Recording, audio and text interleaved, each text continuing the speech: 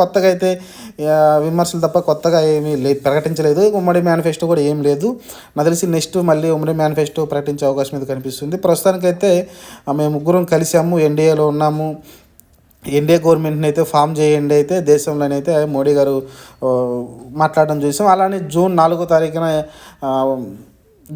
తారీఖున రిజల్ట్ రాబోతుంది కాబట్టి 4 తారీఖు కాబట్టి 400 సీట్లు అయితే ఎన్డీఏ కూటమికి ఇచ్చి ఘనంగా విజయాన్ని ఇవ్వాలని ఆయన అయితే రిక్వెస్ట్ చేశారు ప్రజలను అయితే.